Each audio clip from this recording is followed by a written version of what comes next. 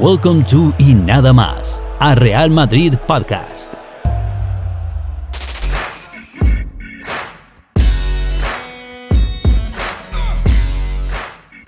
All right. What is going on, everybody? It is time for another episode of Y Nada Más, a Real Madrid podcast, which is basically your source, your spot for Real Madrid discussion, Real Madrid, analysis, and just us being fans of, the greatest team in all the land, Real Madrid, of course. I am your host, Eric Rivera, and, this is episode, I don't even know, I think it's like 56 at this point, so we've been going strong, and as I promised, guys, we were going to come back, and I was going to be, I'm trying to get on the ball a lot more, on top of things. So we did a podcast, so this is, following essentially this PSG, the win we had over PSG, eliminating PSG from the Champions League. Once again, the billionaire oil club crashes out of the competition. It doesn't matter if they had Messi. It doesn't matter if they had Neymar, Mbappe, who, well, I mean, for everything is pointing to more and more to the fact that he's going to be a Real Madrid player. But neither Mbappe, not even with Mbappe, Neymar, Ashraf Hakimi, Donnarumma, Marquinhos, Verratti, Messi, Neymar, you name it. That entire squad absolutely fell apart after Real Madrid, after Karim Benzema in 17 minutes, essentially, with a hat trick, destroyed them. And Luka Modric also went on a crazy run for that second goal and sent them home. And for everything that we're hearing, it seems like that team is just kind of imploding after that. And it was something I mentioned on that previous podcast that I did right after the game, which was you weren't looking at a team. You were looking at just a group of individuals that were slapped together because they're really, really good at football. No one's going to take away that fact. But football isn't won with one individual person or even a group of individuals unless that group of individuals plays as a team and has chemistry. Think about it like FIFA, guys. You can have a bunch of great players, but if they all have those red links, your team doesn't function as well. When they get those super green links or even a couple yellows in there, you play a lot better.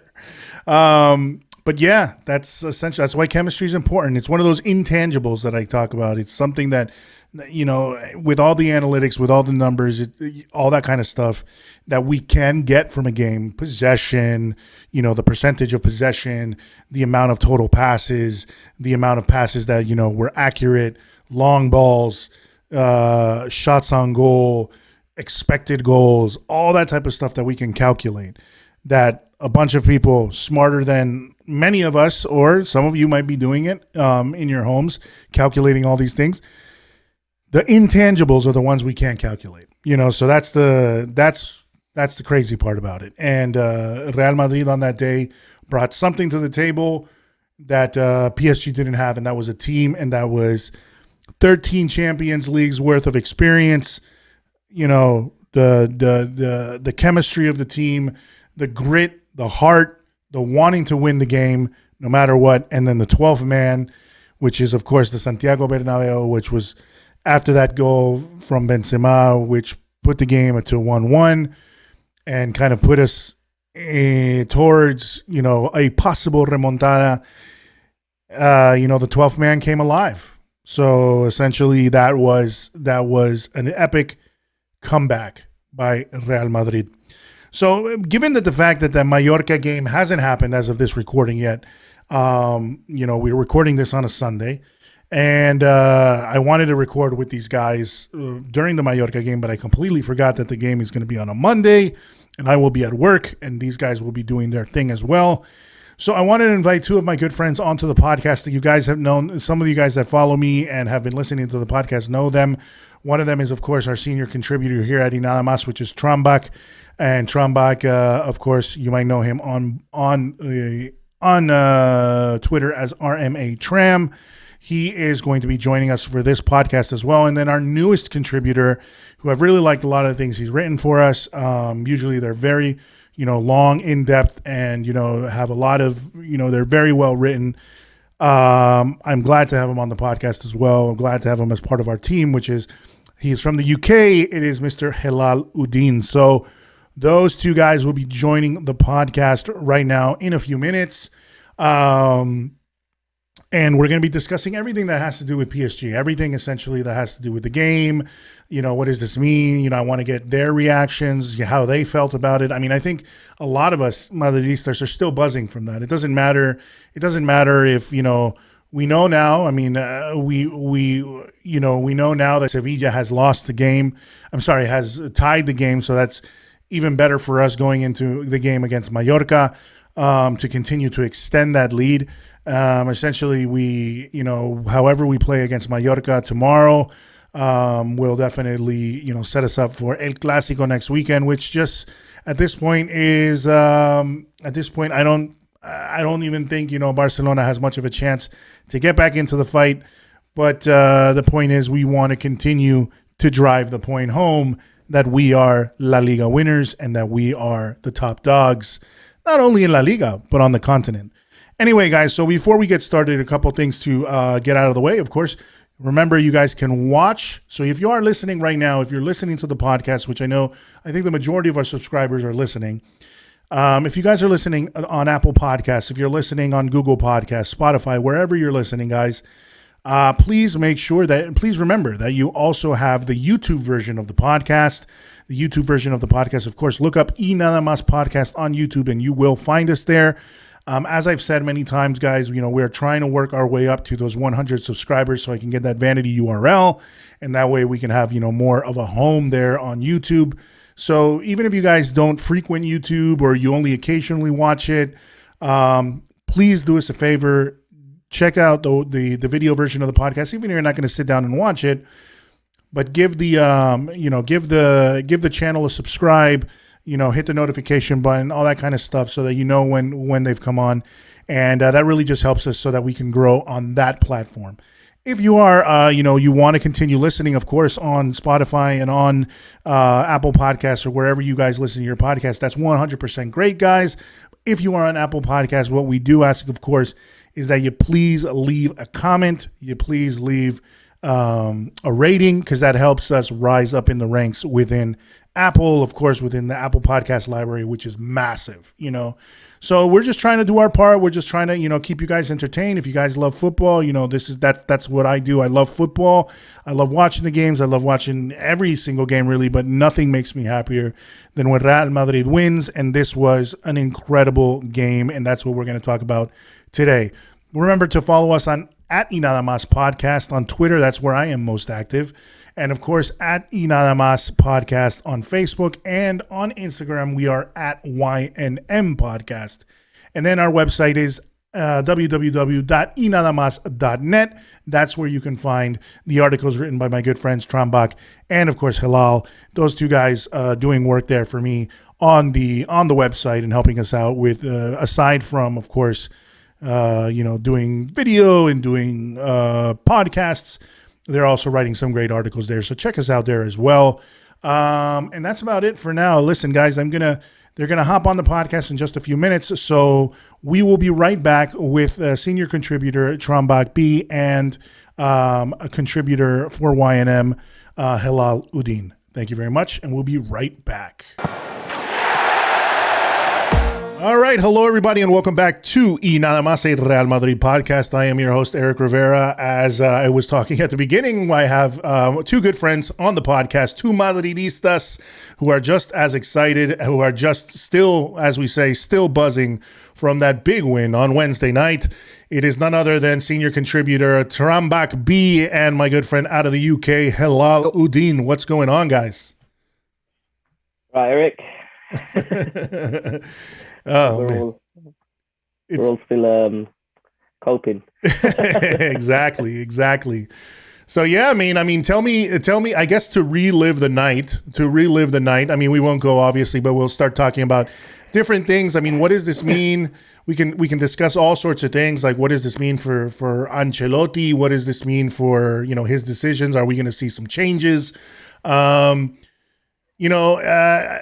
did you guys feel? Helal, I'll start with you, and then I'll go with you, Trambak. I mean, how did you feel about the game? I mean, obviously it was I feel it was a surprise.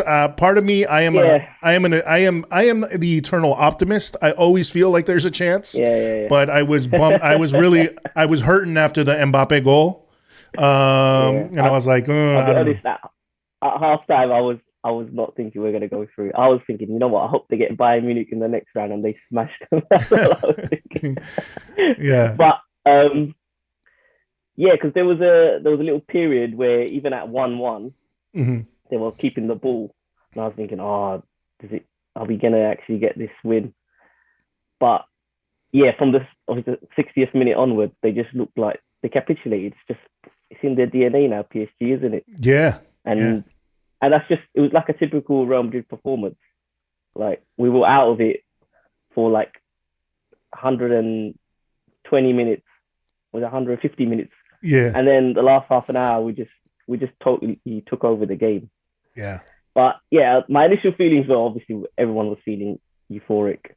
But I think the fact that I think we only played really well for that half an hour in the second half. And I think the first 20 minutes in the first half, where we looked like we would score. Those are the positive takeaways. Obviously, overarching takeaways is we just did a remontada, so sure. Can't be too pessimistic. But yeah, it's just buzzing. I think everyone was just buzzing. I couldn't believe it when the third goal went in, because the thing was they were doing the VAR check for so long. Yeah. And then they were still showing the replays, and then the crowd started cheering again. I was like thinking, wait, what happened? Yeah, that was the same thing with me. I was sort of, and then I glanced over, and then I'm like, what the hell did that go in? Like, what was that? Yeah. And I couldn't believe it. Like, I just didn't understand what just happened, because it was so quick. And then I just, like I said, I've said on the podcast, I've said on Twitter, I was sitting at work, essentially watching on I have two screens at my job. So I put it in a little corner, because my boss kind of always says, he walks by and he's like, Eric, are you watching soccer? He'll tell me that, and I'm always like, no, I'm good. But it was wild. Trambak, tell me, I know you are you get excited. Well, I expected a comeback. I was optimistic about the comeback, but I didn't expect that shit. Like, Alaba was celebrating with the chair. I didn't expect. First of all, I didn't expect PSG to score a goal. Yeah. Because we were just controlling the game from the start, and after that, Mbappe scored that goal, and that really hurted me, because Mbappe is coming to Real Madrid, and you are just scoring goals against your future club. Now, what is that thing? You won't get a chance for here if you could do that thing here. So it's good that, but I didn't expect a hat trick from Karim Benzema, to be honest. Yeah, I didn't expect that, because I was just, it was, that the games are late here. It was like 3:15 in the morning, 3:15 a.m. And I was like screaming at the top of my voice after the Benzema's third goal. And I can't tell it in words what happened that night. So, yeah. We won. Yeah. And Leonardo is out. Al-Khelaifi is out of Paris. Like, what can Real Madrid do to you? Then that's the thing. News just pops up in my Twitter that Al-Khelaifi, Mbappe, Leonardo, everyone is out of the PSG team. I mean, what the hell happened, man? Yeah, it's just a Champions League game. Yeah. That right there is going out just like that. That right there is epitome. Like, I don't know. That is like the epitome of like destroying a club with a win. Like. Yeah. Like, and you know what, man? I honestly don't feel bad. I mean, because with all the crap, I think honestly for some good, I know Barcelona are our eternal rivals, but when it comes to the Champions League, Barcelona was our eternal rival. Yeah, but this season, especially after the whole thing with Mbappe and this back and forth and the shit from Leonardo and the arrogance from Al-Khelaifi and all this kind of stuff, I think everybody has this.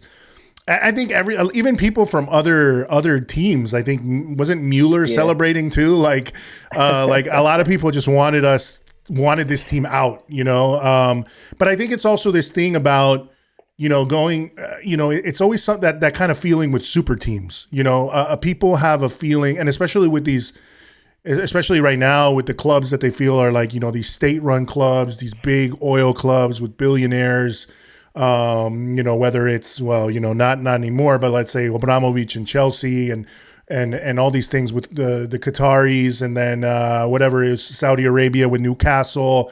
A lot of people are kind of, there is a lot of people that don't want that kind of stuff. And I think for Real Madrid to do what they did, even though Real Madrid, you can consider it like one of the giants, but at least, it's not a state-run club, So, we're always hated on, but I think in this one, a lot of people liked what happened. Yeah, I think I was just keeping tabs on the Twitter, on my Twitter account, and just saw that each and every sports person, like from Novak Djokovic to Magnus Carlsen, and everyone were tweeting Karim Benzema, and that fed my heart yet. Yeah. That one was a great feeling. It was like they were cheering us Madridistas, not just only Karim Benzema. And that night was a crazy night, man. And the vibes, I think the vibes are still going on. Yeah, for sure. I might rewatch it after this. Exactly. Yeah. So you were going to say something about PSG, Helal. I was going to say, I think only PSG can just unite all football fans in just hatred towards them. Yeah. Because normally it's us or, Barcelona. Yeah. But PSG has just, they've taken that mantle of just everyone just wants them to fail. And the fact is that they always do it in such dramatic fashion. It's like you're kind of expecting it now. And I think like the result was like, it was the perfect result, really. Yeah. The way it manifested. And I don't think you could write a better script for that night. No, for sure. Like the narrative of that is insane, because it's like, these bad, and it's like, I don't always, because there are PSG players, and I mentioned it on that quick podcast I did earlier in the week, before jumping on with you guys. I wanted, one of the things I wanted to talk about was the fact that, we really see what is, a lot of people, there is this romanticism about football. There is the business side, and then there's this romanticism about football. And what we saw on Wednesday, I think, for a lot of people, was the romantic side of football. Like, and essentially it was, this billionaire run club with $1 million players, or, £1 million players, everybody, the super team. You have Messi, you have Ramos. I mean, he didn't play, but you have Ashraf Hakimi, Donnarumma, Neymar. Messi didn't even play. Mbappe, you have all these guys, which the funny thing is, like, if you take out the individuals, I mean, there are players there that I love. Like, I like Verratti. Yeah. I love Mbappe. Of course, Ramos. I like Hakimi. I like all these guys as individual players. But as a team, we saw that there is no team there. There's a group of individuals that are really good at football, but there's absolutely no chemistry. And honestly, for me, it's like a lot of people, even pundits, were saying, essentially, you can't blame Pochettino, because there's been so many big coaches that have gone through that team, and even with the big names, have never been able to get results from them, because I think there is some underlying, maybe it's Al-Khelaifi, maybe it's the board. Like, they're so interested in the stardom, they're so interested in the financial aspects, that I don't think the coach can coach the way he needs to coach. Because possibly like you were just saying with Messi. Messi hasn't shown up. He hasn't shown up at PSG. I think a coach that isn't afraid of things, a Pep Guardiola, a Klopp, will sit your ass down. Doesn't matter if your name is Messi or your name is Neymar. And honestly, in this game, I think Neymar was the weakest link. He was the one that was probably having the worst game out of the three main guys. Obviously Mbappe wasn't a weak link. I mean, to me, Mbappe, we've seen it. When he doesn't play, PSG doesn't score, but we saw, so going back to that, my point was, we saw a team, because let's be real, this Real Madrid isn't the Real Madrid of Galacticos. This isn't the Real Madrid of the three-peat era. It's a Real Madrid that's going through its own growing pains, but it's a team, man. The one thing that I love about this as a Madridista, and I'm pretty sure you guys do too, is the fact that as shitty as we might be playing, as frustrated as we might all be, the team came together in that 30 minutes and turned everything around, and they play as a team. They like, you could see all the players love being there. I don't think there's any player there aside from maybe Bale sitting on the sidelines that really doesn't care to be there much. But that is the thing that we have, is everybody wants to be in that team. Everybody wants to prove it.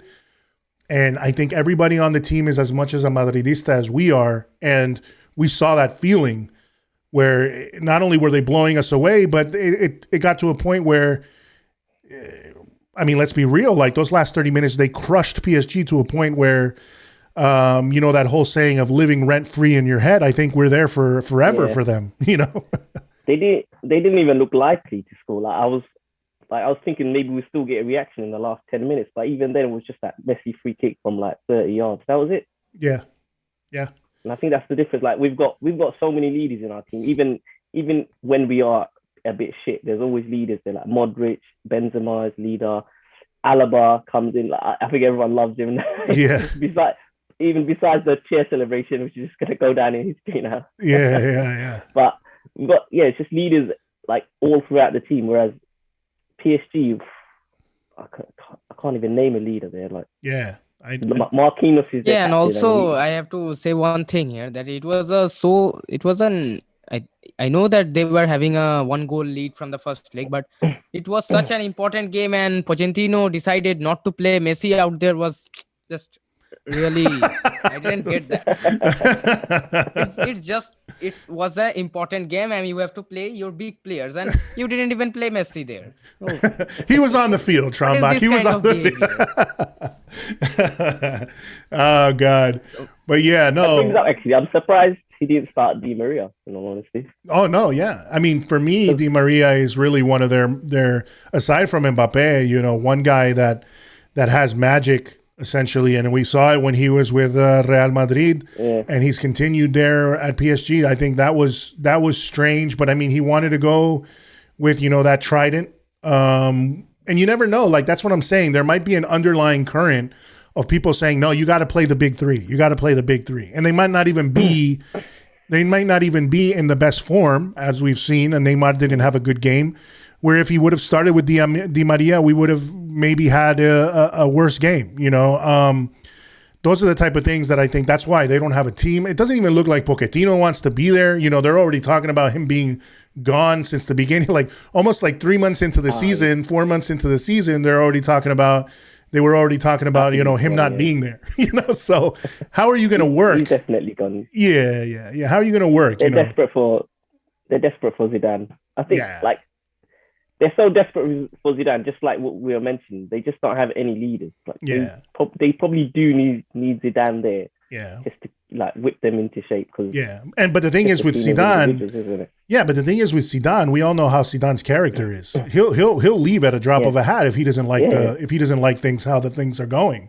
So you can't have, well, obviously as Trambak was talking about, and as I've seen reports that Leonardo is no longer going to be there, or Galaifi is no longer going to be there. Who knows if that's how that turns out? But Zidane is not going to sit there and be like, or let them run, let them kind of manage the club from the owner's box. He's not going to let them do that. Control. Because I think one of the reasons, the rumors were when he came back to Madrid. When he came back to Madrid, he kind of sat with Florentino and said, no, you got to give me a blank check. Essentially, I run the show, not you, not anybody else. I run the show, that's his attitude, and they need it, but they need somebody like that. Because if you can't, as great some of these stars might be, you can't have them running the locker room, Yeah.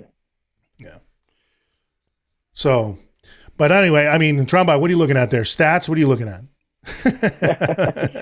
Yeah, I was just The looking at the highlights, stats. highlights. Like, yeah. And today also, and some few days ago also, I have seen that in PSG, the manager has no power after all, because Mhm. some few days ago, Nasser Al Khelaifi, I think Mbappe was injured in that match or something happened like that. And El Khelaifi, the president of a club, just came in and said that Mbappe won't play today. I mean, your job is not that. Yeah. It's the job of a manager. Your job is not that. It gives the manager some responsibilities. Mhm. So this guy is like, goes into everything. He's like, he's the training staff. He's the thinks that he's the manager. This guy thinks that he's everything. This guy has a big ego, because last day when his team got rattled by Karim Benzema, Yeah. and what should I say? They got absolutely rattled. Okay, but and that guy was screaming at the top of his lungs that I will kill you to a Yeah. Madridista, and you are a president of a club. You need to understand that, not just because you are just pumping money into the club and you want investments, reinvest, what returns from it. Yeah. That's not the case. You need to have some passion. No, Yeah. what is this kind of behavior? You are a president. You are just acting like a normal ultra. Yeah, no, and that's for true. That's social. I mean, that's something that I mentioned. I mean, if they wanted to give Mbappe any other reason to get the hell out of that club, he did that night. You know, like not only is somebody that Mbappe looks up to, Benzema, scoring a hat trick and eliminating you guys from the Champions League. You know, but then I'm pretty sure, you know, he hears afterwards that Al Khelaifi loses his shit and tries to attack refs and other people. You know. For Mbappe, for me now, it's like an easy decision. You know, like, oh, I'm gone. You know, I want to go to where these guys are. You know, these guys are passionate. These guys, you know, they won the game. I have friends there. The media and the Madridistas all want me there.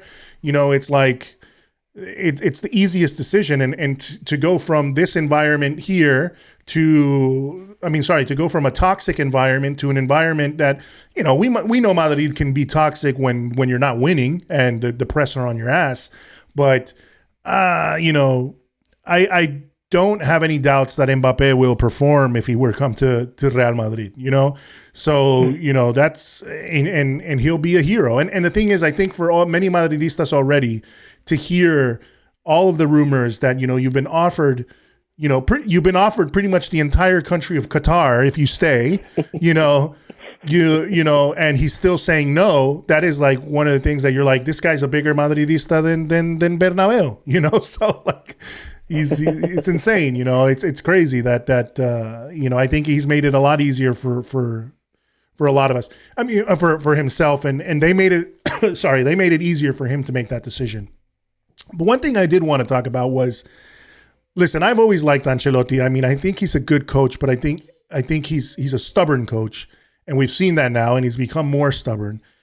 We obviously saw that Fede Valverde from the beginning made a difference, and that was the first thing that everyone was talking about that was the first thing that everybody mentioned after the first game in Paris. We saw how Camavinga and Rodrygo changed the game, especially, you know, Asensio was having a disaster class. If he would have stayed on and we would have lost, I don't think no one's going to save him. And I think he's beyond saving now. I mean, Helal, you know, you make jokes with me every time Asensio scores. We're like, oh, he's going to play. He's going to start the next 5, you know.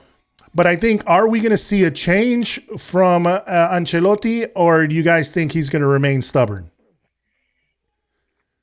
I'll go with you, Helal, first. Trambak. Yeah. Trambak. Yeah. I think, it's a hard one. He's done it all throughout his career, isn't he? Yeah. I think he feels too safe with that midfield trio. I think it's such a blessing in disguise that Casemiro got injured. Yeah. I mean, not injured, sorry, suspended. Mm-hmm. The fact that he had to play Valverde, that we needed that Valverde energy in the middle.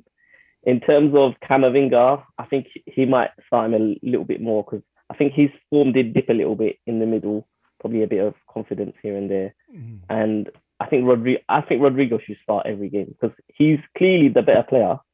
It's just Asensio's just got a better left foot. Yeah. That's all it is. Because you see, when Rodrygo gets the ball, he wants to take a player on. Asensio doesn't want to take a player on. They have different play styles. Yeah. I think Asensio, ever since he even broke out to the Real Madrid team, he's always been a good sub. Like even when Zidane used him initially, he was just a great sub. He'd come on and tired legs meant that he'd get that extra space where he'd be able to utilize that left foot. But yeah, I don't know about Ancelotti.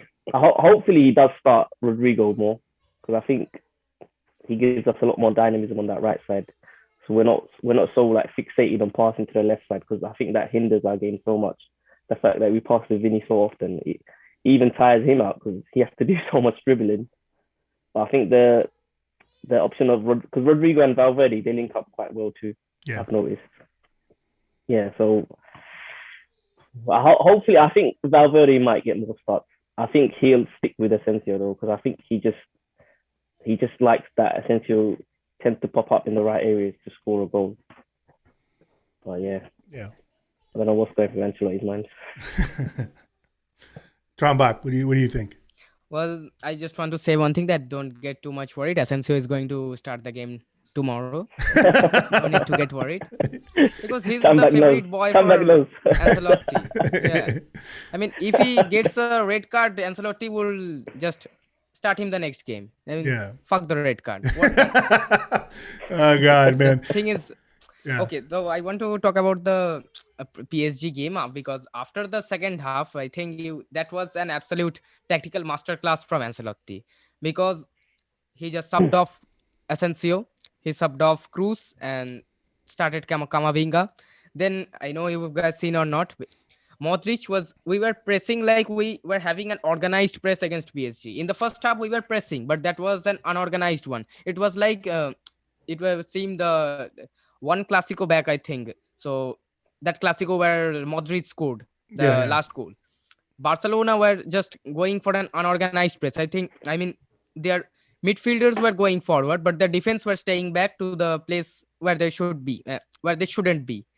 So that is an unorganized press, and I think Real Madrid were doing that in the first half. But as soon as which left us open for the goal that Mbappe scored. Yes. And after Camavinga came in, we just got fresh legs in the midfield. We got pacey legs in the midfield, because Cruz isn't pacey that much, and also we cannot rely Cruz on defense. Casemiro is just another thing. Casemiro can tackle Messi. He can tackle anyone. But Cruz, he's like a gentleman. He won't tackle anyone. Mm-hmm. So as soon as Camavinga got in, Ancelotti just took a risk of having Camavinga only covering, I think, Neymar and Messi. And Modric and everyone were pressing Danilo, those guys, and Verratti. And Verratti didn't get much to play in the second half, if you guys have seen or not. But he didn't get much to play as he got in the first leg. Yeah. So I think that was a tactical masterclass for him. And Ancelotti knew that PSG couldn't play by winning the ball, by taking possession. They cannot play. They have Messi, they have big name players, they have Verratti, they have many big name players, but they cannot play like Real Madrid. Real Madrid knows how to pass the ball. They have the chemistry. I'm coming back again to that thing. I think Eric said that Real Madrid has chemistry. When Vinicius crosses a ball, he knows where Benzema is. But when Neymar crosses a ball, he has to take a look and where Mbappe is, because they don't know. They have no chemistry in between them.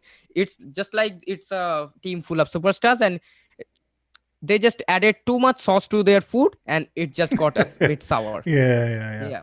No, and I feel that too. I mean, the press, and I think that's the one thing. It's they worked on that press. It's almost like they were already coming with that idea. I mean, obviously we saw the Real Sociedad game.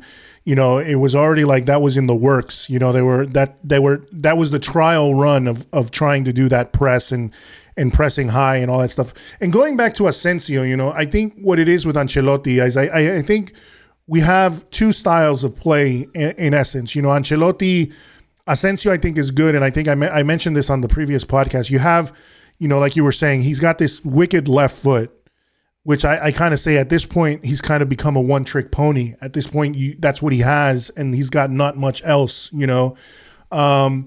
And it's good for those games where we have, like, let's say like a Mallorca tomorrow, where it's good for those games where the team wants to low block and defend, and you basically need to start popping shots from outside of the box, and you need to start doing other things to unlock the defense, because they're not a physical team that's going to be pressing and trying to come at you and then go tit for tat on the counters, which when you have, that's the thing, when you have that, and we saw that with Chelsea last season in the UCL, and we saw that right now with PSG, and in the game against Paris, Ancelotti trying to play basically an old school Italian catenaccio style where we were just waiting for them to attack, gave, as you said, Trambak, gave Verratti all the space in the world to do whatever he wanted to do.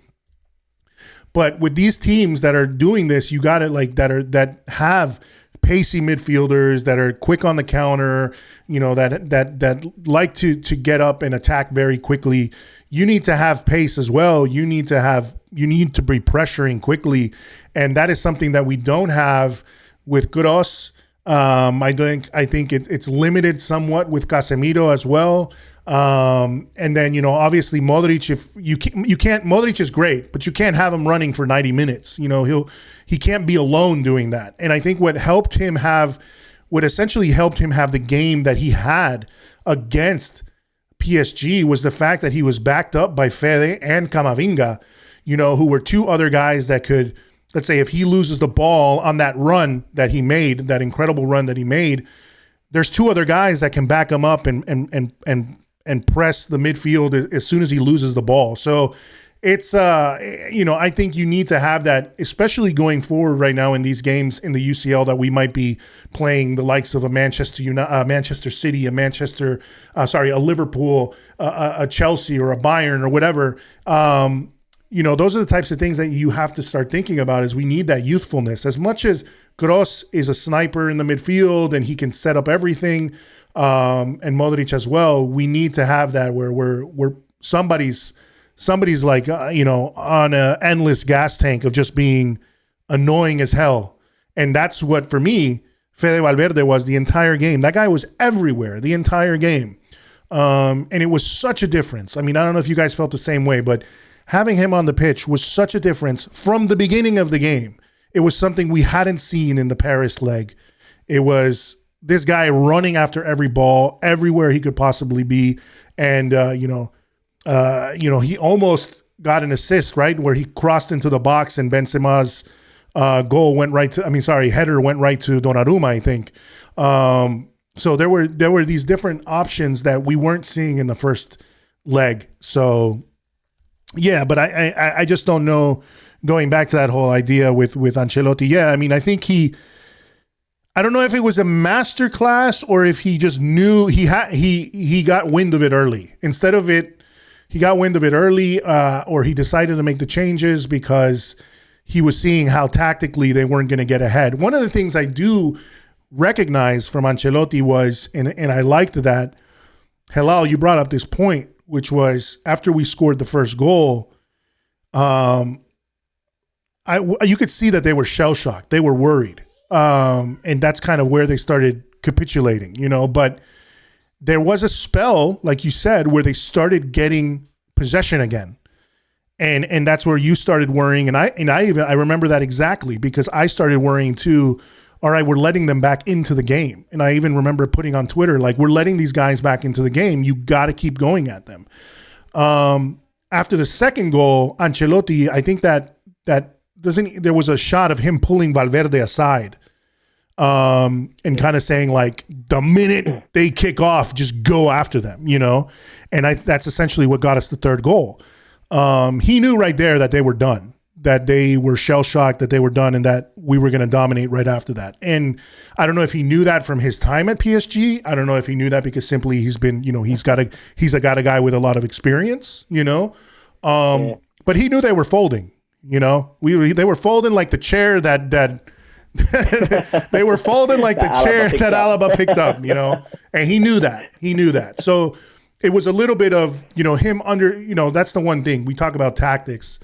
He was reading the game and he read it well, and he's like, okay, Kroos needs to be out, which funny to me is Kroos shouldn't even have started. The guy was just coming back from an injury, but these are the things we see from Ancelotti.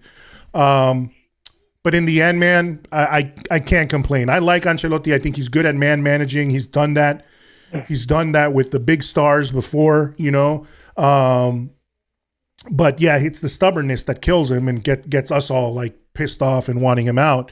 But yeah, I mean, I can't be sad after that remontada. The guy's been involved in two like pretty big things for Real Madrid. I mean, La Décima and then this amazing remontada. What it means for the rest of the season, we'll see. But I think all of us, we're still buzzing and we're like, dude, we can beat anybody. All the pundits in your neck of the woods, Helal, all the pundits in your neck of the woods, bro, like to talk about just reached Harry Kane's level. Micah Richards said that. Yeah, Micah Richards and Carragher, they're like, they're not going to win. They're not going to win. You got to do something for this journals. Don't start with the. I saw that. I was like, is he being serious? Yeah. But you know what? Sometimes I feel like they just say these stupid things, to get the clicks.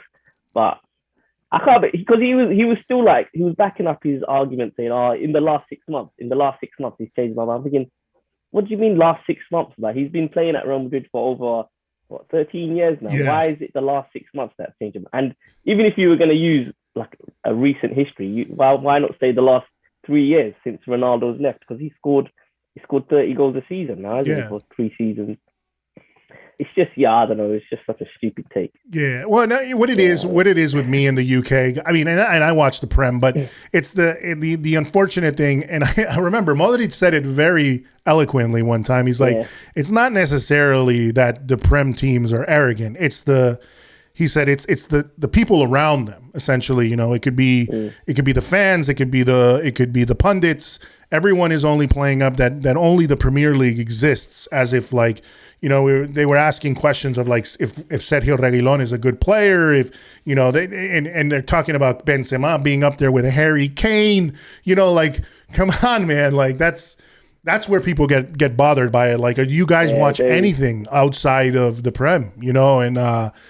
Bro, I just don't know one thing. How did this guy, Harry Maguire, got to be Manchester United's captain and England's captain? This thing just, I don't know the answer to this. Nobody can even justify this to me. Like, how the hell you were giving the captain's armband to Harry Maguire? Yeah. I mean, that guy is known for his spectacular own goals. Yeah. I remember, and the funny thing is, changing things yesterday, thinking about that game of Manchester United. It's funny to me because I'm like, I feel like Cristiano must be like in his head, like, really, guys? He scores the first one, they get tied up, then he scores a second one, and then Harry Maguire scores an own goal, and he's like, really?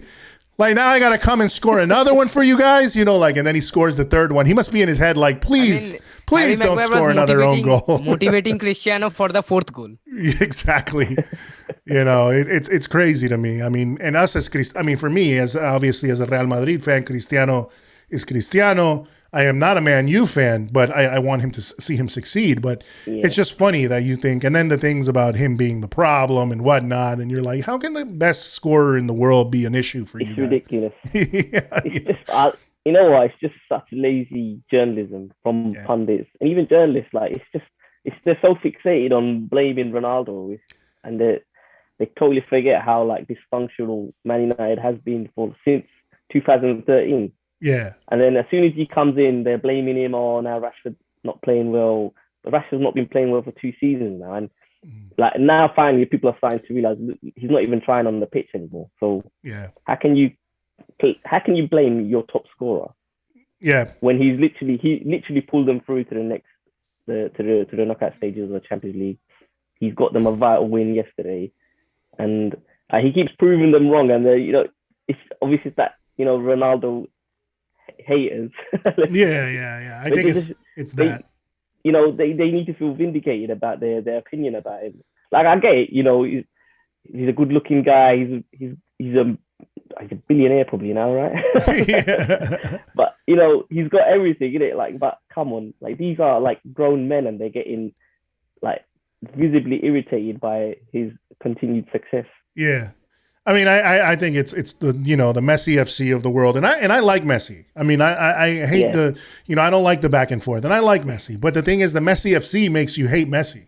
So the point is, and the same thing, and these fans, and it's like, if Cristiano scores a hat trick, then they have to do something to make it seem like shit, because Messi's been shit for the last, few months. So it's like he can't possibly be good, right now. There's got to be something else going on, So it's the strange thing that happens. And, why can't you just admit that the man is, and it's the funny thing. I'm not saying that Messi is not a hard worker, but we can see that, it's that whole old saying that, hard work beats talent when talent doesn't work hard. Essentially, if there is a guy who is the epitome of hard work, the epitome of wanting that champion mentality, that he's just never happy, you could give him 6 Champions Leagues in a row, and I still think he would go and show up early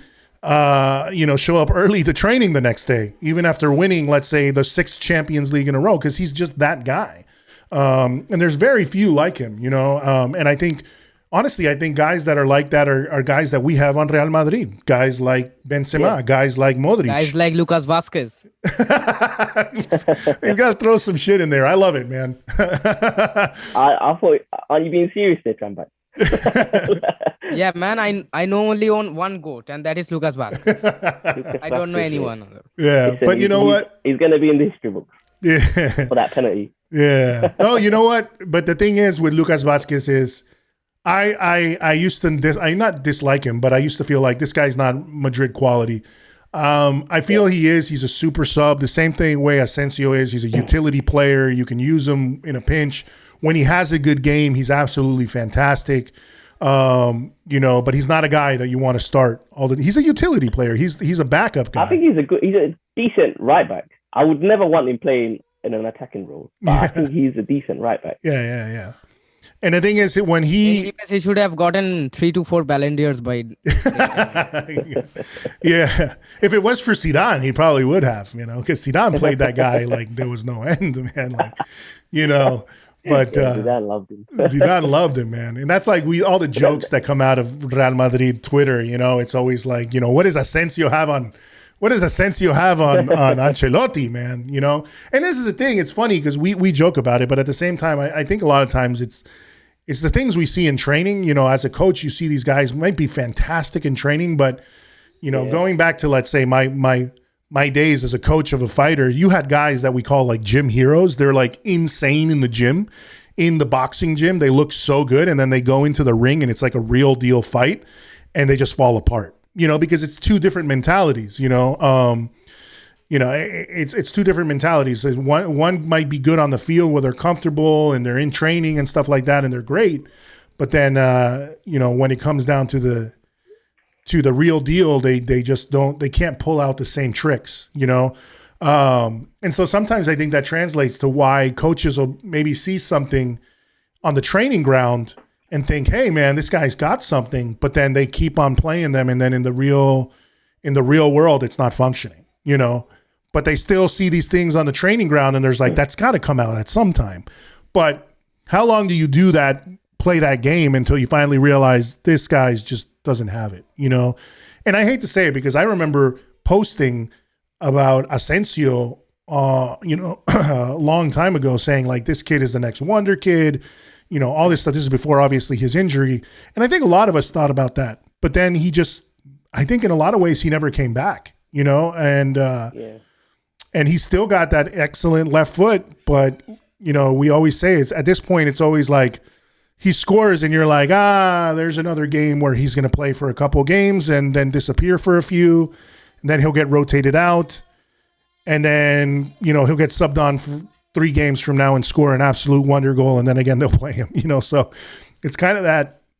It's kind of like, well, that's what we're going on with Asensio. Now, if we get Mbappe, I doubt any of those things are going to happen anymore. So they're those guys essentially. It's kind of wondering like what's going to happen with the likes of Rodrygo, what's going to happen with the likes of Asensio, what's going to happen with the likes of Vinicius, because I heard some people saying that, what was it? That Mbappe doesn't want to play on the right. Yeah? Something like that? No, he's going to renew. I think Vinicius can operate from the right, I think. Yeah. We have seen him play from the right a few times, but he's not comfortable from that position. But I don't think that Mbappe. I think that Mbappe would swap positions sometimes. Yeah. It's not like that. It won't be that thing. Yeah, when people say that, I just remember, when we had the BBC, essentially it was none of those guys were ever sticking to their position. I mean, the way they essentially drove defenses crazy was that they were always switching sides. You have Benzema, who has a tendency to drift out left all the time. So you have all these guys that essentially these guys switch positions all the time. And that, what was it? The goal, I forgot what the goal was. It was recently where Vinicius and Benzema did a beautiful 1-2, pass into where Vinicius scored. And that was Vinicius was on the right hand side in that play, so it's like, I think we're going to have no problems there. But I think what happens is, I think Asensio at that point is somebody who's not going to be taken into account as much. You're going to have guys like Rodrygo, but we still suffer with Mbappe, you still suffer kind of the same problems because we saw with PSG, Mbappe is not a guy that drops back and defends. I've never seen that. Rodrygo has that ability to do that. I think we've seen more of Vinicius trying to do that more often than not now. And that's the thing. I think that's why PSG is it's almost like they can't be, going back to that whole mentality was, I don't think you as a coach can really those three guys don't want to be bothered to you telling them, nah, you got to drop back and defend.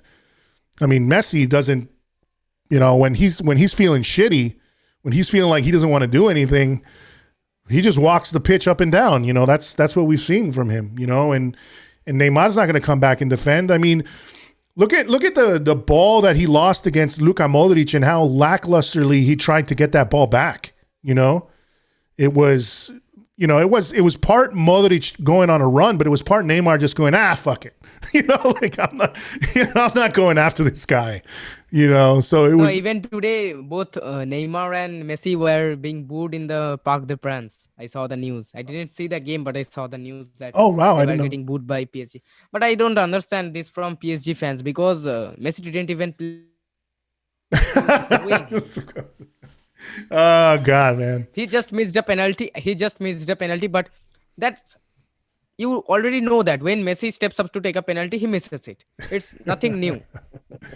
We're gonna get so much. We're gonna get so many viewers for Messi FC that are just gonna be in the comments, just slamming this thing. But it's your Twitter handle, Trambak. So it's gonna get blown up. I don't give a fuck. But yeah, man, I mean, I think we're all still buzzing. So obviously we're all enjoying this. We're all enjoying this time. We'll see what happens tomorrow with Mallorca, which, obviously with Sevilla tying today, if we beat Mallorca, obviously it's going further and further away, which I think is kind of a good thing because you kind of get into a way where you can really start focusing, your efforts on the biggest prize, which is Champions League, knowing that La Liga is somewhat, not to say it's absolutely secure that you can give it up, but you can, you're pulling away, you're giving yourself some cushion. So we should at least hopefully see more rotation, see more of that idea. But here's the big question for both of you. I mean, yes, it was a big win. It was a big win for Paris. I'm sorry, for Real Madrid against Paris Saint-Germain. What does this mean for the UCL? Do you guys see Real Madrid taking on? Because I'm saying, man, Liverpool is on fire. I think Liverpool is a scarier one than Man City right now. Bayern, I feel like, has been off and on, to be honest with you. I've seen some really strange games, and then Lewandowski's been sort of, not the same Lewandowski we've seen, although he did score a hat trick, obviously, and again Leipzig, but still very. It's interesting, to see, are we going to be able to go all the way? It's a tough one, I know. But as they say in El Chiringuito, mojate, mojate, mojate. Mojate means like go, just give a prediction. I think if Ancelotti starts Valverde and Rodrygo more, I think we can win it, because it's that gap we have against those better sides. I think the press from Valverde and Rodrygo, it closes that gap. Mm-hmm. But when he plays Cruz and sometimes Casemiro can be a liability, it's that pressing game. That's where we're lacking, I think, because we have the quality. It's just we tend not to have the energy. Yeah. I think that's what it will come down to if he plays Valverde and Rodrygo more often in the Champions League. And Camavinga as well, I should say. Trambak, what do you think? Well, I think it's all depends on the fixtures we get. If we get Chelsea has broken off apart because of the things surrounding the club. 3 days ago, they were talking about buying Declan Rice for about 100 million. Yeah. And today, the thing for Chelsea is they cannot even a plate of fried rice for it's true. 3 or 4 pounds. Yeah. So I think if we get Chelsea, we are not going to have such a tough time as we had with them last season, because this season they have shown some tactical failures and things like that. Antonio Rudiger has not been in his great form. Azpilicueta has not been in his great form, and I think that will be a average draw for us. And for an easy draw, I think we can get Ajax or Manchester United or Atletico Madrid and teams like that. But if we get, I really cannot be optimistic if we get Bayern or Manchester City, because they are going to tear us apart. I know that. There's no chance. There's no chance of a La Remontada there. The thing with Bayern is they do not capitulate, and they lost the previous game and against I think Leipzig. Yes, before the 8-2. Before the 8-2 not the Salzburg. They against Barcelona. Oh, okay. Before the 8-2 they lost their previous game before the 8-2. Yeah. So that team is Real Madrid level. Yeah, that's when it comes to desire and heart, I think there's no bigger team than Bayern. I want Manchester United, to be honest, because that will be Cristiano's homecoming and Harry Maguire is going to do the job for us. So we don't have to go on our full throttle. Yeah. I mean, I think it might be. Honestly, I feel like Manchester United. I mean, because I'm because I'm a Cristiano fan. I think, and he's been doing what he's doing, and he loves to score against Atletico. I don't see him having I feel like he's going to send them home again. He's the nightmare for Atletico. He did it with Juve, where he did a remontada and kicked them out. And it became a stuff of memes. So he can do it again. But yeah, I think if we play if Real Madrid plays Man U, that would be something that would be in our favor. I think Bayern, and you guys brought up a good point that I didn't think about. I think Bayern is one of the teams that has that, I call them the intangibles, which is that, they're things that you can't measure by stats, which is essentially the heart of the team, the grit, which is where, like you said, they will not capitulate. They can go 1-0 down and then score 5 against you. They're a team that it's kind of like Real Madrid. If they go down, they just get more pissed off. I feel like a Man City. Honestly, I think it's just because of their football, and all the elements that they have. They can definitely hurt us. Liverpool. I think honestly, Liverpool is so well put together, but I feel like Liverpool is a team that if you score on them, they will capitulate. They will kind of fall apart. I don't think they were that impressive against Inter Milan. The first leg, similar to our games. They played quite good football, Inter Milan. And then second leg, Sanchez, I don't know what the hell he was doing, but I don't think that was a red card either. I think it was just unfortunate. Oh yeah. They looked quite. Yeah, I remember that. They looked quite susceptible in that game. Yeah. Yeah, I remember. I honestly thought after Lautaro scored that goal, I was like, "Ooh, this is going to get interesting," because they were on the front foot, and then that Alexis Sanchez, it was a second yellow card, I think is what it was, right? Yeah. So it wasn't a red. It wasn't a direct red. Yeah. So I think that hurt them. But you're right. Liverpool in the Prem, they look insane. But Inter kind of showed that they can be hurt. And like I said, I feel like they're along the lines that mentally they will capitulate if they're seeing issues. Which I don't see with like a Man City or a Bayern. So yeah, I mean, it really depends on our draw. It really depends on a couple of different things. I also agree with you guys too. It's with you, Helal. It's who we use to play. Like because kind of like what we did with Chelsea. Well, in Chelsea, I think with Zidane, we had no. In a lot of ways, when we played Chelsea, it was a different situation because you had Modric, Casemiro, and Kroos with so many minutes. And Valverde wasn't available at that point. We didn't have a Camavinga. Made a big risk by playing two guys that had just come back from injury in Sergio Ramos and Mendy, and you couldn't keep up with the midfield. Whereas I think right now, if we do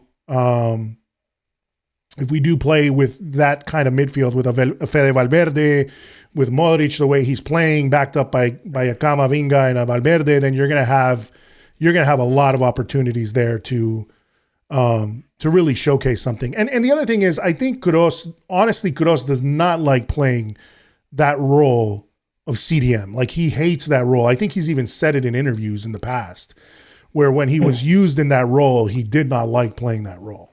But it was kind of like what we would always go to when Casemiro was out,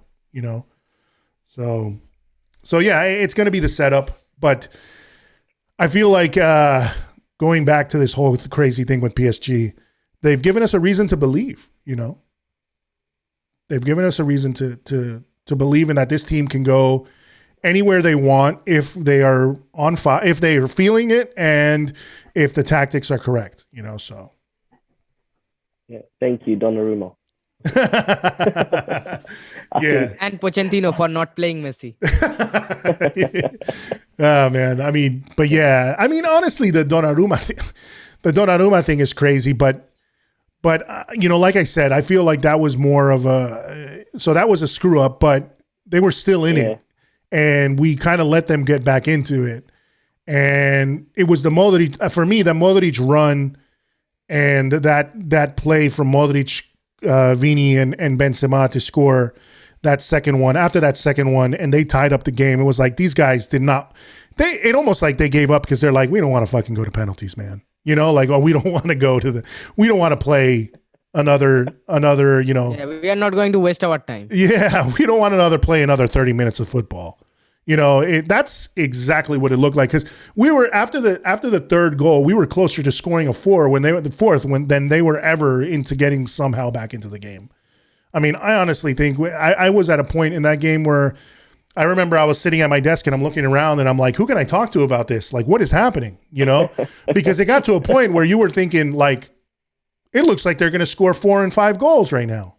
Like. That's what it felt like to me. Like, they're just going to put them out of their misery at this point. And part of me is like, damn, I wish they would have. You imagine what would have happened if we would have beaten them 5-0. I mean, sorry, 5-1. That would have been insane in the span of like 30 minutes. When that Benzema, Khalifi would have substituted himself onto the field. Yeah, exactly. Yeah. I'm saying that when that Benzema third goal went in, I was laughing my head off. I was like, I couldn't believe it. I was just thinking, what happened? Like, I was in delirium. Yeah, what time was it for you? It was in the evening for you, right? Yeah, it's evening for me. It's like perfect time. Yeah, perfect time. Yeah, not perfect. Also perfect timing. Perfect time. All the fans in India, man. All the fans in India, dude. They always like on Twitter. I feel so because you guys are like. Because, yeah, there are the toxic Madridistas that are always like, the fans in India, in the Middle East, they're like, oh, they're not even from here, and they go for Madrid, and it's like, fuck, man, those guys are up at 4 in the morning, 3 in the morning to watch games. I'm watching it here at 4 o'clock in the afternoon, and And what was it for you? Like 9 o'clock, 10 o'clock or something? Hello? 8 o'clock for me. Yeah, 8 o'clock. So there you go. It was just like easier for the fans, you know?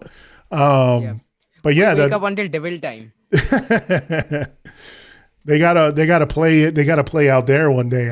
I would think. I think it would be insane if they ever played a game out there in India or in the Middle East somewhere, man. Yeah, Bayern Munich 2005, I think, and Muller played that one. That was Oliver Kahn's last match against a local team. Oh yeah, and they played where? Yes. In near my house, it is in the Salt Lake Stadium. Oh, okay. It was against my team, my local team, Mohun Bagan. Mohun Bagan, yeah. Okay. Yeah. Yeah. So I think that was the last match. That was a friendly. So I think that was the last match Oliver Kahn played. The Bayern goalkeeper. Yeah, no, you guys are the most passionate fans for sure. I swear, man. Like that's another level. Like I think out of everyone who listens to this podcast, I have like US because there's obviously Madridistas in the US follow me, but then like it's just India, like it's just the highest number, man. And then followed by other, like I think it's Pakistan, Bangladesh. I got I have like Nigeria too, so it's crazy, man. The fandom is wild, but yeah, it's I think like going back, man, I think we all believe, I think it's a good time. Funny thing is it's one of those times where Madrid once again shows what it is, the beautiful thing that it is to be a Madridista, like these are the moments we live for, and this has been such a strange few years, I think, for Madrid, especially with COVID and then, coming back, and then Cristiano leaving and Hazard coming and Hazard being, this, unfortunately, this huge dud, all these things that have been going on. And then, you get nights like this where you're like, yeah, the magic that Madrid has is insane, because it's not like the first time they've done things like this, which is what's wild about it.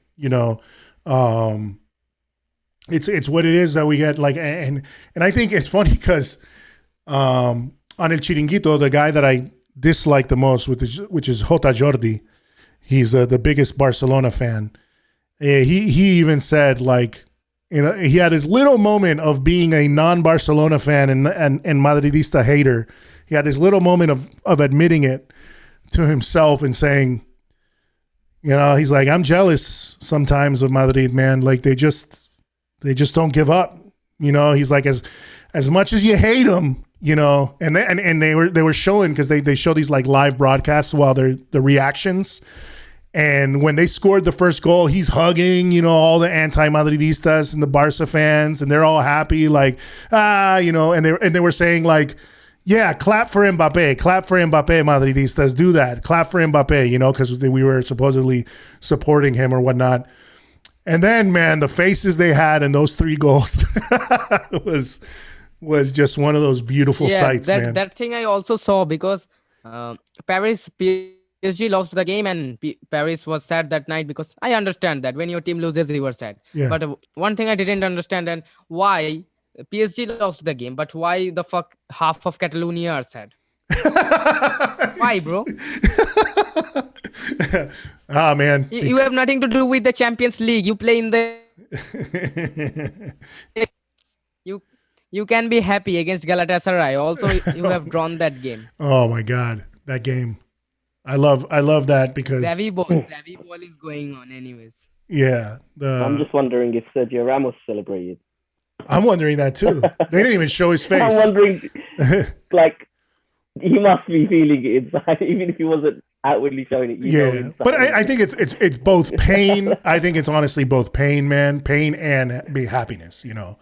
Like happiness at the fact that that's the club that he loves, and that a lot of those guys on the field, the majority of them, he's more friends with the guys that he was playing against than any of the guys in the dressing room from PSG, and for him that's his home,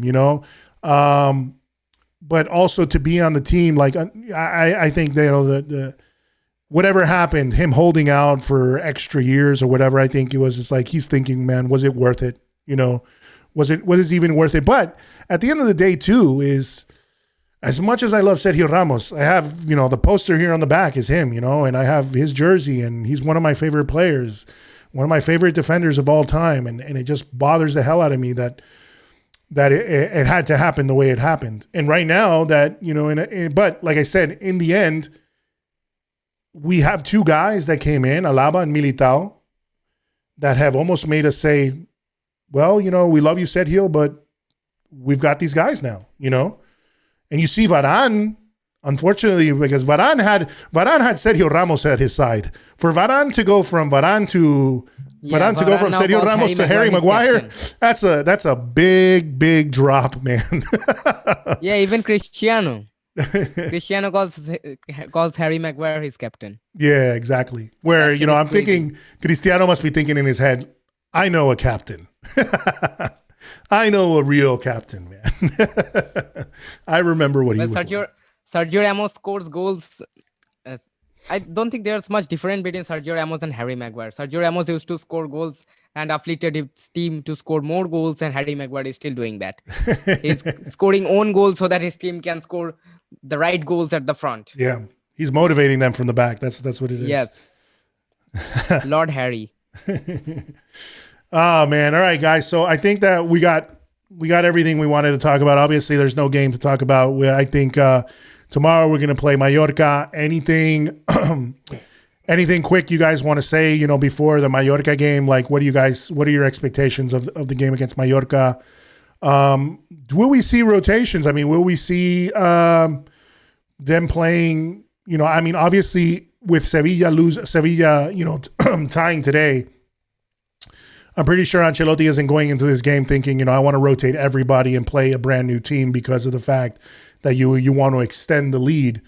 But we all know that Mallorca is most likely going to play the way most La Liga teams do when they play Real Madrid, especially the ones at the bottom half of the table. So they're going to lock up in the back and low block and sit back and wait. So, who do you think takes the field?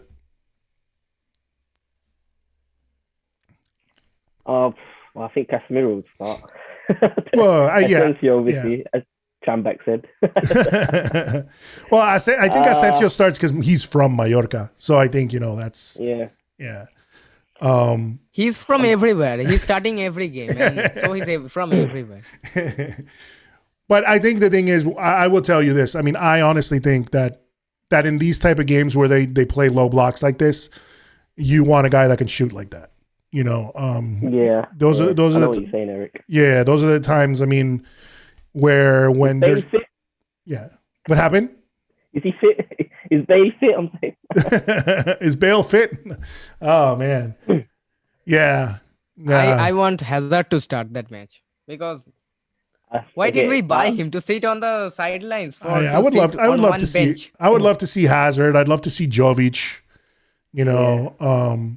I'd love to see different. I'd like Hazard. I forget he still plays for us. Yeah, right. I'd love to see those guys get a shot. I mean, obviously, I don't think they would. To be honest with you, I don't think they'd start. But I'd like to see him, give them more minutes. Like give him, like he did with Camavinga and Rodrygo in the second half of the PSG match where he subbed them really early in, pretty much almost at the 60-minute mark. I mean, give them. If we're doing well against Mallorca, give them a run out, give them time to go out there and stuff and showcase what they have. Because like you said, Trambak, I mean, at the same time, as much as people, Hazard has been a dud or he hasn't, I mean, he's still Hazard, man. And he's still a guy that I always liked and I always enjoyed. And it just kind of sucks to see him sitting on the bench there like that. I wish we would do something with him. Jovic, I know, I'm a big fan of his, but he's not for our system. He doesn't play for our system, and I hope, he does find a place that does. But I do want to see him score some goals, man. I mean, I remember the reaction he had when he scored his first goal, or that goal for Madrid. You could see how much it meant to him. So, I mean, at the same time, I would like to see some stuff like that. At least, to keep the guys going, to keep them happy. I don't know, not and keep the morale up, especially after such a big win on against PSG. Yeah, hopefully some rotations. Yeah. All right, guys. So any last thoughts? I will give you the floor. We will start with Trambak before he goes. I know he's going to bust out as he's also known as India's greatest stand-up comedian. Let me, Trambak, tell me your last thoughts before we sign off for this episode of the podcast. Well, we are going up against mighty Mallorca tomorrow, and is my voice clear? Yeah, your voice is clear. So we are going against mighty Mallorca tomorrow. It will be a tough match than we faced against PSG. Asensio is going to score a banger, and already 5 games are reserved for him. And I just want Kubo to score against us. I don't know why, but I want Kubo Oh, you cut off in the middle against of us it. tomorrow. Oh, there you go. And I love that guy. He's from Japan. Yeah, I do. And I don't want to talk much about him in this podcast. Yeah, but during the start of next season, when Bill leaves, Real Madrid will have a tough because Kubo is also a guy who has impressed much both Real Madrid and its fans away on loan. So I think I don't know about Asensio when Kubo is still around there. Yeah. Well, that's one thing that's a quick thing we should mention. Yeah. Kubo supposedly is, what they said they are going to bring him back next season. Is that the idea? That's the plan? That depends. Yeah. I think Asensio should be sold. I don't know, but he should be sold. Yeah, I mean, I love Kubo. I think every time I've seen him play on any team, he is, the minute he gets the ball, he's like he showcases that he's dangerous. He does something, he shines. It's just he's not on the right teams right now. But that kid is so good, and that that whole the bringing in the Japanese fan base and everything. He's just good, man. I like him. So hopefully we do bring him in just to kind of test him.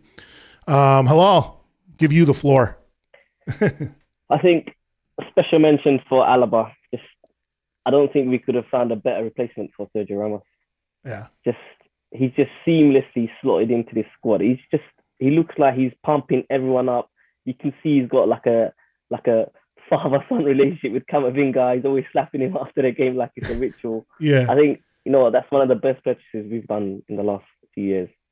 Just a special mention for Alaba. And then, he gives us that celebration. So.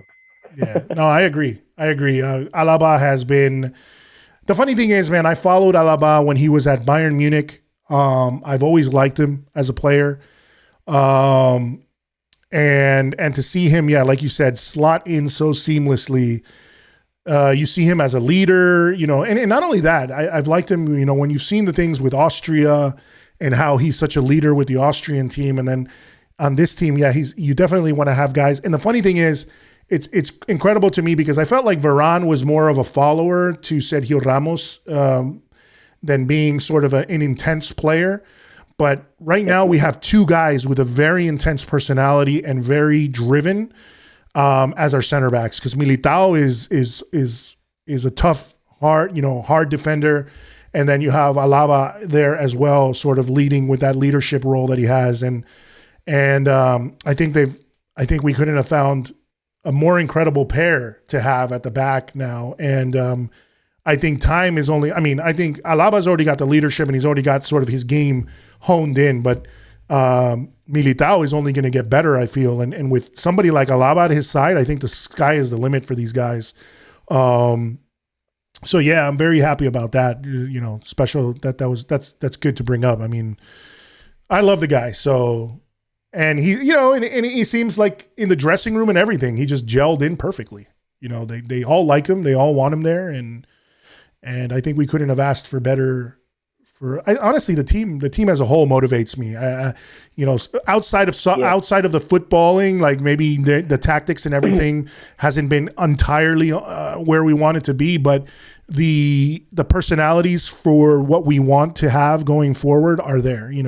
And the good thing is too, also, to have guys like Modric, to have guys like Benzema and Kroos and Casemiro who have won so much, but at the same time can teach these young guys new things. I think that's what the transition has been helping, move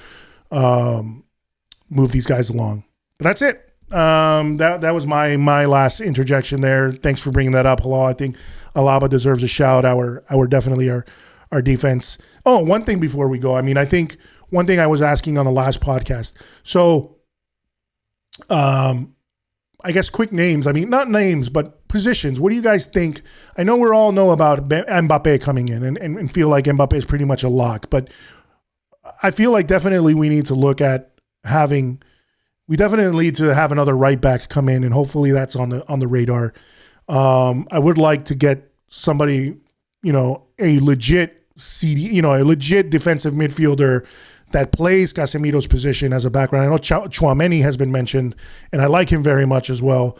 But what other positions or people would you like to see possibly come in? Just quickly. You don't have to elaborate on it too much. Helal, I'll start with you since you just spoke. I think right back is an obvious one. Yeah. Everyone just wants Hakimi back. I guess we're gonna need cover for the left back position because Mendy does get injured here and there. I actually quite like the PSG left back, Nuno Mendes. I think he looks quite good actually. Yeah. Going forward. Yeah. Well, I think but, they never sell off. Yeah, I think right now the supposedly Rayo Vallecano, Fran Garcia is one of the guys I think we're looking at bringing in. I think he's on loan there for Madrid. He's a Fabrica player. Yeah. So I think that might be one of the backups, which kind of at the same time doesn't make sense to me because if you have a Miguel Gutierrez, what is he that much better than Miguel Gutierrez? I don't know. I mean, I haven't seen enough of him. But yeah, so Trambak, what do you think? One player I liked right back, but he's in Inter right now. It was Denzel Dumfries after the Euro 2020. He had an amazing Euro, but he's with Inter now. I don't see him moving away. Mm-hmm. And I think Fran Garcia plays as a right back. I think. Okay. Plays as a right back or a right back. Yeah. And I think for the left back position, we don't need anyone because we have Forlan Mendy. Yes, he's injury prone, but he's still not that injury prone as that of Hazard, but he's still okay. And for the backup, we already have Miguel Gutierrez or anybody from the La Fabrica. For the right back, we need to start addressing those issues. We are not addressing because we are just all because we are not addressing those issues because we have just one target inside, and that is Kylian Mbappe. Mm-hmm. Kylian Mbappe and now Erling Haaland. I think that's not a confirmed news, but I think that is Erling Haaland. So I think that Carvajal will be around for some time now, and we aren't going to change him. We aren't going to sell him because he's been a Madridista through and through. And for the right back, we also have Lucas Vázquez, the GOAT. And yeah, that's it. I don't have much thoughts I've given any thought about those positions because I just want Kylian Mbappe. Bring me Kylian Mbappe and then you guys can do anything with the team. Just bring Kylian Mbappe in. Yeah. Bro, it's been like 4 years the Kylian Mbappe saga is going on. Yeah. And I think they're just now playing on our patience. I think honestly, when and if we get Kylian Mbappe, that will be a presentation that's only going to rival Cristiano Ronaldo's. It'll be the only one. I think that's going to be so insane when they get him at the Bernabeu. Now that COVID is sort of winding down, and pretty much wind down. I mean, I think it's going to be insane. And if it does happen, I will try and fly my way out to Spain to see that happen in person because that is something that I would love to see happen, I have to join you. Join you, Eric. Yeah, you're always... Trambak, you should join us too, man. Come on, it's a quick flight. Yeah. It's a quick flight to the UK from. But yeah, man. So listen, guys. So happy to have you guys on. As I mentioned to everybody on the podcast, listen, guys. Trambak and Helal have been helping me out, writing some great articles on the website, helping me out with that. Helal, I love your analysis of things when you're writing. Your writing is top notch. Trambak, as always, is just the guy that brings me laughter, and he's just got that youthful mentality, and I love it, man. So you've been such a good help the entire time here at the podcast. So I'm gonna have these guys on more often for you guys listening, either on the audio version or here on the YouTube version. I will have them more often than not. And we will continue going forward, and we will continue following this great team that we love, Madrid, all the way. A la Madrid. And thank you guys, both of you. And yeah, a la Madrid. A la Madrid. A la Madrid.